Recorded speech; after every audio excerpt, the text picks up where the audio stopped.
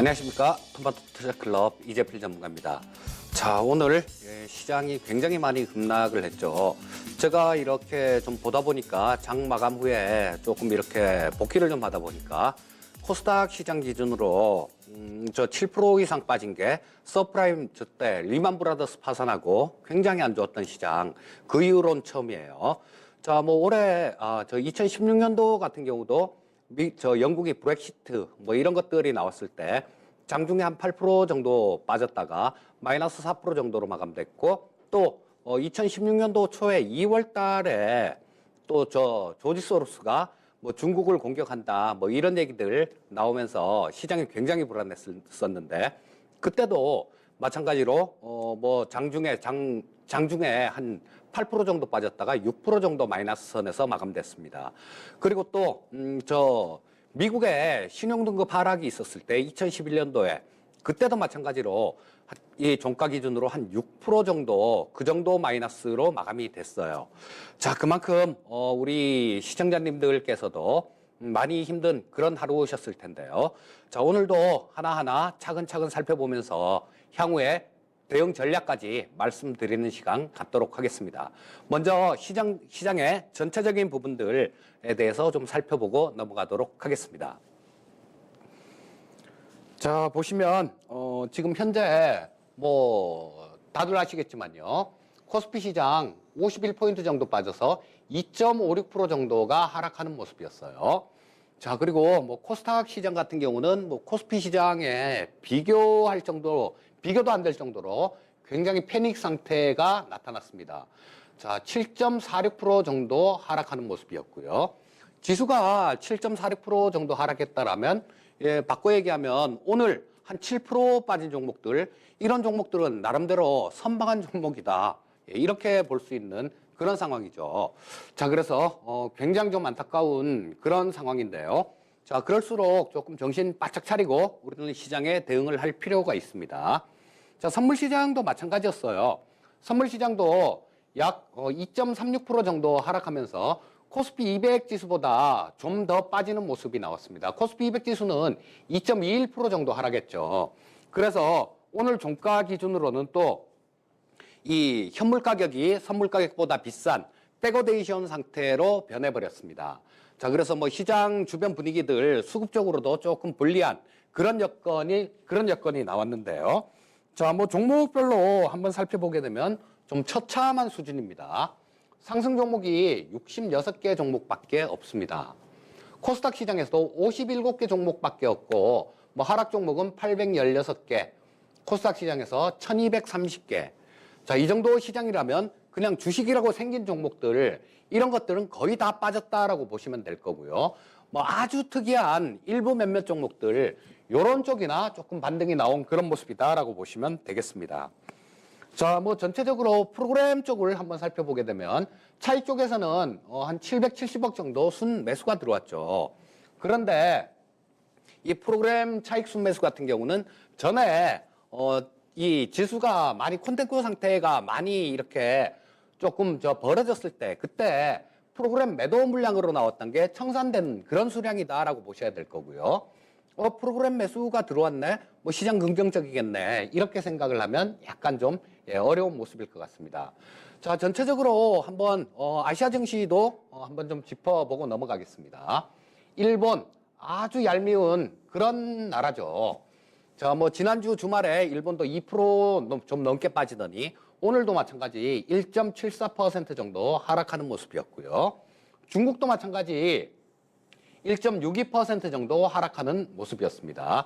뭐 중국 시장도 장중에는 반등 시도가 조금 있었어요. 하지만 좀 그걸 유지하지 못하고 오후장 들어서 좀 밀리는 모습이고, 그 원인은 뭐 다들 아시다시피 미중 간의 무역 협상의 난항, 이런 부분들이 중국 증시의 발목을 끌어당기는 그런 역할을 했습니다. 자, 홍콩도 뭐 한 2.8% 정도 하락하면서 오늘 같은 경우는 전반적으로 아시아 증시, 뭐 전주말에 유럽 증시도 굉장히 좀 안 좋았죠. 독일이 약 3.1%, 그리고 프랑스 쪽도 약 3.5% 정도 빠졌고, 자, 미국의 3대 지수 역시 마찬가지 하락하는 모습이었으니까 전 세계 글로벌 증시가 다 좀 안 좋은 그런 모습이 나타났다라고 보시면 될 거고요. 자, 아침부터 좀 오늘 폭락의 조짐은 좀 있었죠. 자, 이 원달러 환율에서 그 폭락의 조짐이 조금 보였었는데요. 자, 장 시작하면서 이 원달러 환율은 바로 뭐 1200원을 바로 돌파한 상태에서 그 위에서 뭐 계속 움직이는 모습이었는데, 자, 이런 부분들은 외국인들이 지금 이 원달러 환율이 1200원 이상이 되게 되면, 그렇죠? 좀 환차손들 이런 부분들도 발생할 수 있기 때문에 그래서 시장의 하락을 좀 부추긴 모습입니다. 결론적으로 얘기하면 양시장은 모두 굉장히 급락하는 모습이 나오면서 상당히 힘든 하루였다. 이렇게 보실 수 있겠고요. 자, 다음 코스피 일봉을 보면서 자, 분차트죠. 일봉을 보면서 전체적인 흐름 한번 보도록 하겠습니다. 자, 오늘 뭐 하락 출발한 이유는 다 아시다시피 그런 부분이었죠. 저 미국 시장 쪽, 뭐 이런 쪽이 좀 무역 분쟁의 격화 이런 부분들 때문에 글로벌 시장이 좀 안 좋았었고, 그리고 또 뭐 지난주 말부터 영향을 줬는데요. 실제로 일본 가게에서 우리나라를 화이트리스트에서 제외하는 그런 게 통과되면서 좀 분쟁이 격화될 가능성들 이런 것들 때문에 좀 하락 출발했고요. 뭐 장중에 뚜렷한 반등 시도 자체를 못하는 모습이었어요. 삼성전자나 SK하이닉스 같은 이런 대형주 위주로도 좀 많이 빠지는 모습이었었고요. 일부 애국 테마주들 이런 것들을 제외한 나머지 종목들 같은 경우는 계속 줄줄줄줄 흘러내려서 뭐 그나마 좀 중국 시장이라도 조금 도와줬으면 모르겠는데 그쪽도 반등이 나오는 척 하다가 밀려버리는 모습이었습니다. 자, 반등 시도도 한번 제대로 하지 못한 채 그냥 하루 종일 하락하는 모습으로 마감이 된 그런 모습이고요. 자, 일봉을 보면서 위치를 한번 살펴보도록 하겠습니다. 자, 지금 뭐 조금 크게 놓고 볼 필요가 있을 것 같아요. 자, 요걸 240개 정도로 놓고 보도록 하겠습니다. 자, 현재 상황 보시게 되면 전저점이죠. 좀 버팀목 역할로 좀 지지선 역할을 기대했던 전저점 1984포인트. 자, 그게 올해 1월 초에 기록했던 저점. 이 부분에 대한 뭐 지지에 대한 기대감들 이런 부분들은 약간은 있었습니다. 하지만 뭐 아무런 힘도 못 쓰고 그냥 바로 밀려버리는 모습이 나타났고요. 자, 그래서 지금 현재 상황은 뭐 계속 1월 저점을 힘없이 그냥 툭 하고 붕괴시켜버리는 그런 모습으로 나타났습니다. 자, 시황 일단 오늘 복귀는 이렇게 좀 하고요. 나중에 이따가 마감 무렵에 저런 부분들을 말씀드리도록 할 겁니다. 시장의 움직임들 전망 부분. 자, 코스닥 시장도 마찬가지였어요. 코스닥 시장도 마찬가지였는데, 자, 코스닥 시장은 그래도 조금 덜 빠져 시작했는데, 자, 그동안 워낙 많이 빠졌다라는 이런 심리가 장 초반에 조금 작용을 했습니다. 하지만 시간이 좀 지나면서 신라제는 하한가로 출발하고, 거기에 따라서 좀 안 좋은, 심리적으로 안 좋은 악영향을 받은 제약바이오 쪽 오늘 정말 흉흉한 모습이었죠. 자, 메디톡스가 아침에 좀 급락을 출발해 스타트를 끊으면서 셀트리온 삼형제들 같은 경우도 전부 다 거의 10% 가까이 밀리는 그런 모습이 나타났고요. 자, 그래서 계속 밀리는 하루 종일 이렇게 쭉 밀리는 시장으로 자, 종가가 저가인 모습으로 마감된 그런 하루였습니다. 자, 코스닥 시장도 마찬가지 요거를 일봉을 보면서 한번 말씀드리도록 하겠습니다. 자, 코스닥 시장도 마찬가지예요. 지금 현재 상태에서 보시게 되면 자, 569.78포인트로 마감이 됐죠. 자, 그래서 코스닥 시장은 심리적으로 조금 지지선 역할을 할 수 있었던 600포인트 선 이쪽을 그냥 아침에 힘없이 그냥 좀 붕괴를 시키는 모습이었는데요. 거기다가 붕괴를 시킨 이후에도 그냥 뚜렷한 움직임 나타내지 못하고 계속 하루 종일 좀 밀린 모습이 나타났습니다. 상당히 좀 안타까운 그런 모습인데요. 자, 일단 이런 부분들은 시장의 복귀 부분이니까 복귀는 요 정도로 하기로 하고요. 자, 저거 수급을 전체적으로 한번 짚어보도록 하겠습니다.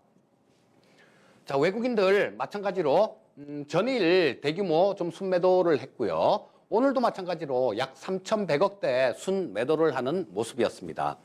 자, 아까 잠깐 말씀드렸듯이 외국인들이 이렇게 순매도를 지속하고 있는 거는 우리나라 같은 경우는 약간 좀 불안한 그런 측면들이 많죠. 외국인들 시각에서 보게 되면. 자, 뭐 미중 무역 협상의 가장 큰 피해국은 우리나라가 될 가능성이 가장 많습니다. 그리고 이런 것들은 벌써 뭐 GDP 성장률이나 기업 실적들 이런 쪽에서 숫자로 좀 찍혀 나오기 때문에 외국인들은 부담감을 느끼던 차에 일본 쪽하고 그 무역 일본하고 뭐 전쟁이라고 봐야죠. 총성 없는 전쟁이라고 봐야 될 텐데, 자, 그런 부분들이 터지면서 이 불안 심리에 좀 기름을 부었다, 이렇게 보시면 될 거고요.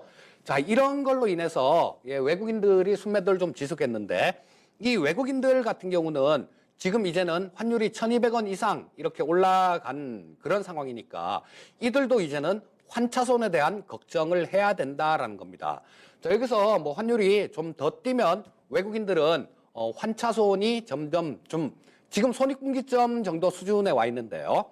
조금 더 올라가면 이들은 환차손까지 입을 그럴 위기니까, 자, 시장에서 좀 매도로 일관하면서 이런 부분에 대해서 좀 방어하는 모습이었고요. 자, 코스닥 시장 한번 살펴보도록 하겠습니다. 코스닥 시장은 지금 오전에 특별한 주체가 없었어요. 자, 오늘 시장을 상당히 좀 강하게 밀었던 그런 요인 중에 하나도 이런 겁니다. 자, 종가에는 개인 투자자들이 한 93억 정도 순매수로 잡히는데요. 아까 장 초반 뭐 그리고 한참 밀 때 이럴 때는 이 매수 물량이 이거보다 훨씬 좀 컸었어요. 훨씬 좀 컸고, 자, 이 외국 기관들 같은 경우는 지금 순매수가 246억 정도로 잡히는데, 장이 진행될 때 뭐 종가 무렵에 좀 매수를 했고, 장 진행될 때 같은 경우는 거의 그냥 관망하는 그런 모습이었습니다. 자, 뭐 결과적으로 오후장에 시장이 많이 밀리면서 개인 투자자들의 물량들이 좀 나오니까 그거를 기관 쪽에서 조금 받아간 그런 모습이에요. 자, 다음은 선물 시장 한번 보도록 하겠습니다. 자, 선물 시장 외국인들이 지금 한 1,400억 정도 순 매도하고 있는 모습이죠. 자, 매도폭은 조금 줄었어요. 이 부분은 약간 좀 긍정적으로 볼 수 있는 그런 내용인 것 같은데요. 자, 장중에는 뭐 이 외국인들 선물 매도도 마찬가지 한 3천억 정도 넘었습니다.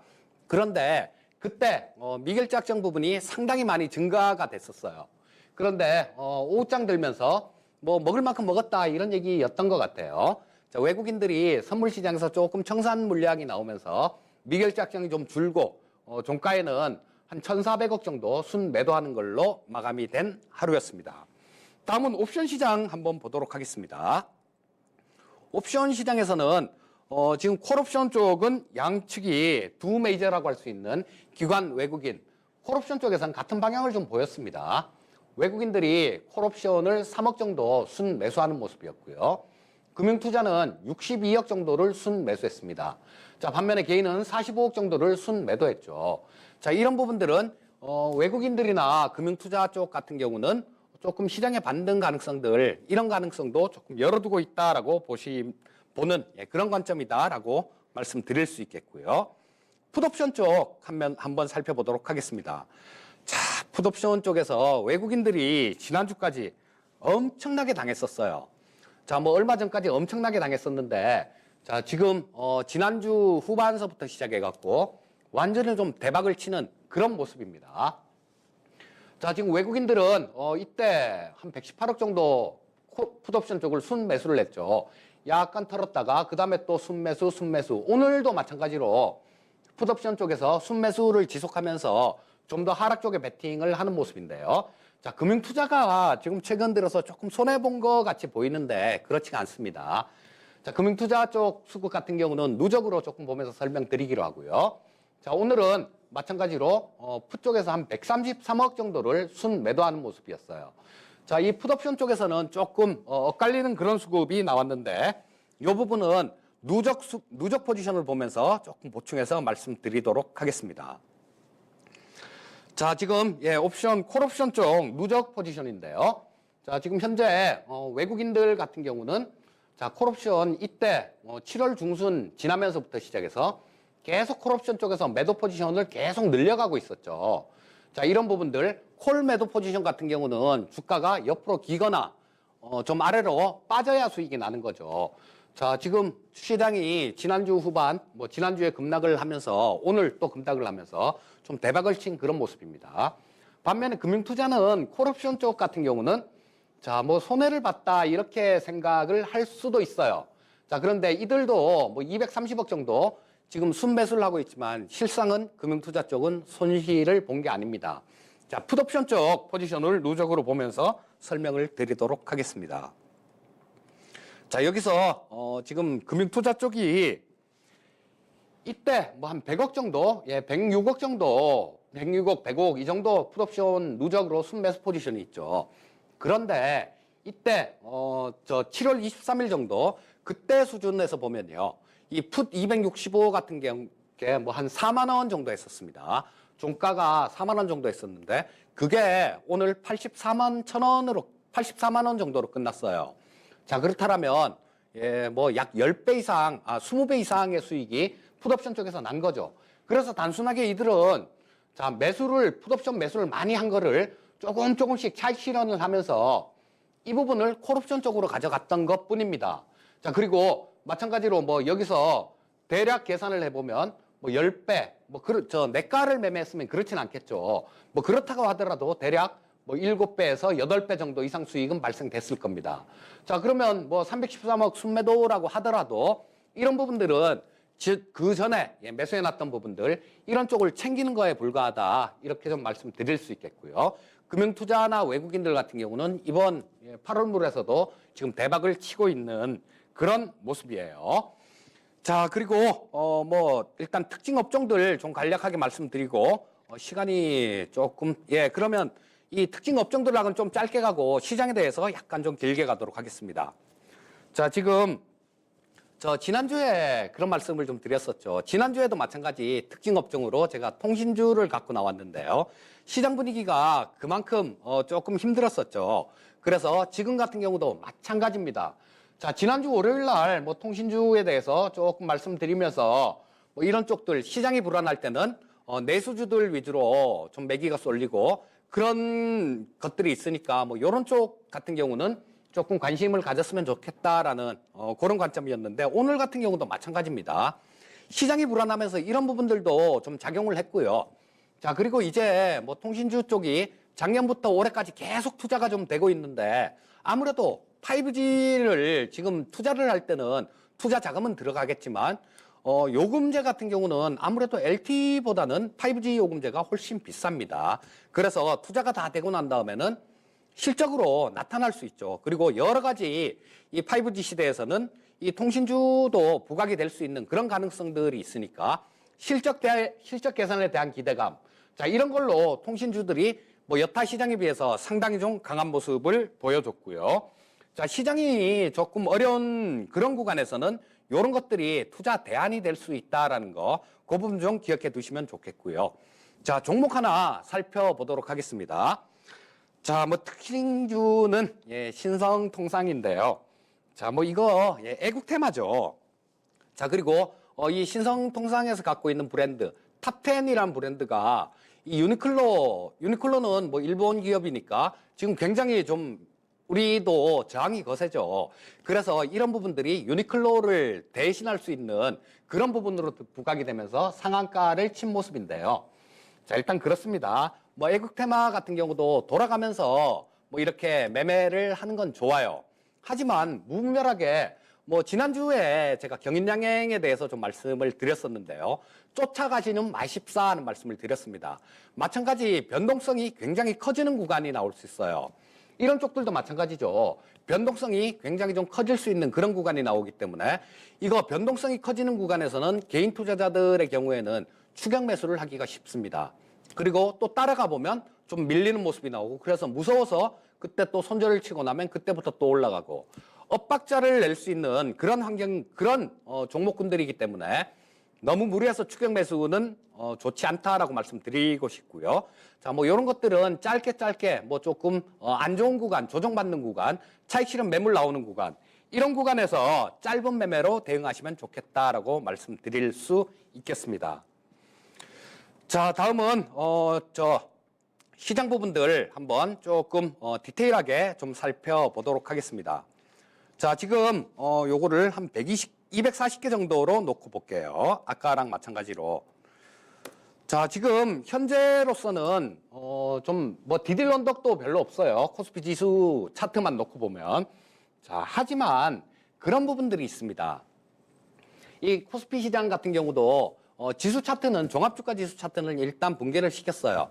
하지만 그 밑에 조금 받치고 있는 부분들도 있는 게 뭐냐 하면 코스피 200 지수가 있어요. 뭐 코스피 200 지수 같은 경우는 전에 저점 작년에 그러니까 올해 초죠.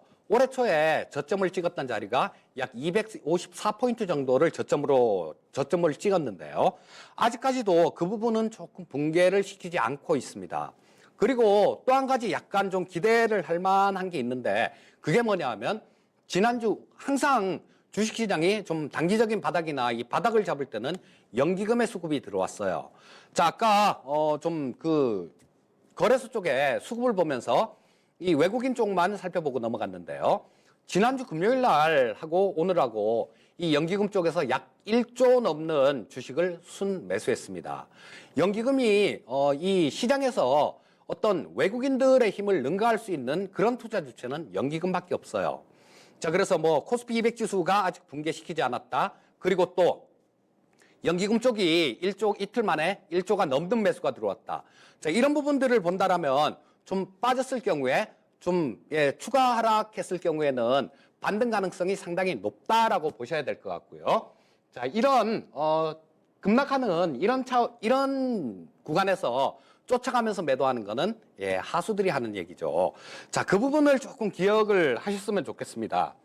그런 말씀을 드렸죠. 제가 이 시간을 통해서도 그렇고 야인 시대를 통해서도 그렇고 떨어지고 있는 이평선 이런 것들은 지지 역할 생각하지 마시고 저항 역할만 생각하십사 하는 말씀을 드렸어요. 자, 이때도 마찬가지 뭐 이 시간에서 조금 현금화 이런 부분들 좀 말씀드렸고 이때도 마찬가지였죠. 자, 그런데 그런 부분들 떨어지는 이평선은 저항선 역할만 생각하시면 된다라는 그런 부분만 조금 기억해 두셨으면 뭐 지금 상황이 조금은 낫지 않을까, 대응하는데 조금은 좋지 않을까 하는 그런 생각이 듭니다. 하지만 자, 지금 이 코스피 시장은 수급적으로 그렇게 풀어드렸고요. 코스닥 시장 같은 경우는 또 다른 형태로 한번 풀어드리도록 하겠습니다. 자, 코스닥 시장이 지금 굉장히 또 급락하는 모습이 나타났죠. 그런데 여기서 우리가 또 잊지 말아야 될 게 있죠. 자, 이게 뭐냐 하면 이 코스닥 시장 같은 경우는 심리적인 그런 요인에 의해서 상당히 좀 많이 움직이는 그런 시장이죠. 왜? 개인 투자자들의 비중이 높기 때문에. 자, 한번 잘 기억을 해보세요. 코스닥 시장 같은 경우 바닥을 찍은 게 작년 10월 달에 10월 말 이때 굉장히 무서운 그런 상태의 시장이었죠. 그런데 여러분 이 바닥을 찍고 기술적 반등이 나오는 거 이런 부분들을 측정하는 가장 좋은 지표는 이격도입니다. 자, 작년 10월 달에 코스닥 급락을 했을 때 그때 60일 이격도가 한 80 정도 수준으로 나왔어요. 자, 그런데 지금 오늘 코스닥 시장이 7.46% 정도 하락했죠. 7.46% 정도 하락했는데 이러면서 이격도가 지금 현재 오늘 종가 기준으로 약 82 정도 수준까지 떨어졌습니다. 자, 그렇다면 이 코스닥 시장 같은 경우도 한 번 정도 추가로 하락을 하게 되면요. 자, 그때 옛날에 있었던 이격도, 작년 10월 달의 이격도, 그거를 넘어서게 되죠. 자, 그러면 투매 국면, 뭐 이런 국면이 단기적으로 마무리될 가능성이 굉장히 많습니다. 추가 하락 시에는 반등 가능성이 굉장히 높다라는 거, 이런 부분들 조금 기억하시면 좋을 것 같고요. 단, 그 반등 나오는 국면에서도 약간 좀 조심해야 되는 게 거래대금이 지금 굉장히 커졌습니다. 이 코스피 시장도 마찬가지고 코스닥 시장도 마찬가지예요.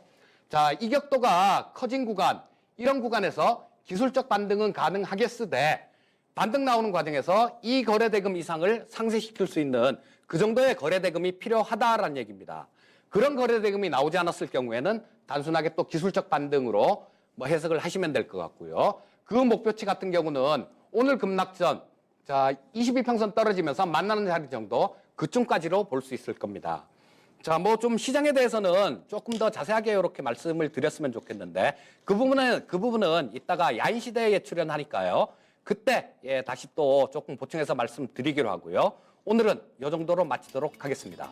감사합니다.